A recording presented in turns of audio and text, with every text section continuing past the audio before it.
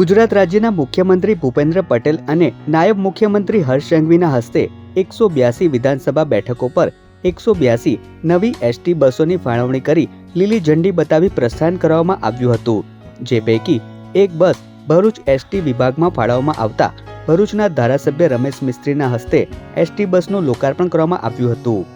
આ ST bus મુસાફરો માટે ભરૂચથી પાટણ વચ્ચે દોડશે।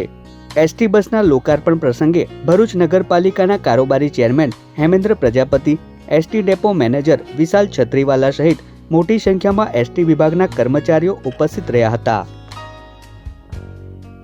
ગુજરાતના મુખ્યમંત્રીની વિશેષ ઉપસ્થિતિમાં ગાંધીનગર ખાતે રાજ્યના ગૃહ અને વાહન વ્યવહાર મંત્રી અને રાજ્યના ડેપ્યુટી સીએમ શ્રી હર્ષભાઈ સંઘવીની ઉપસ્થિતિમાં 182 ધારાસભ્યો ગુજરાતમાં છે, એ પ્રમાણે 182 બસોનું લોકાર્પણ ગાંધીનગર ખાતે કરવામાં આવ્યું છે।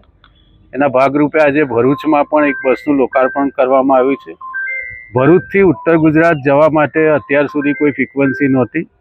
આ બસને ભરૂચથી પાટણ સુધીનો રૂટ આપવામાં આવે છે અને પાટણથી ભરૂચ, અમદાવાદ મહેસાણા થઈને આ બસ પાટણ જશે, સવારે ઉપડશે, બપોરે પહોંચશે અને સાંજે ત્યાંથી ઉપડીને રાત સુધીમાં ભરૂચ પાછી આવશે। આ પ્રકારે ભરૂચ શહેર અને જિલ્લામાં રહેતા જે ઉત્તર ગુજરાત સાથે સંબંધ ધરાવે છે એવા તમામ લોકોને આ સુવિધા મળશે। સાથે સાથે આ બસમાં દરેક સીટ ઉપર સ્વદેશીનો પ્રચાર થાય પ્રકારના સ્ટીકર્સ લગાવવામાં આવ્યા છે।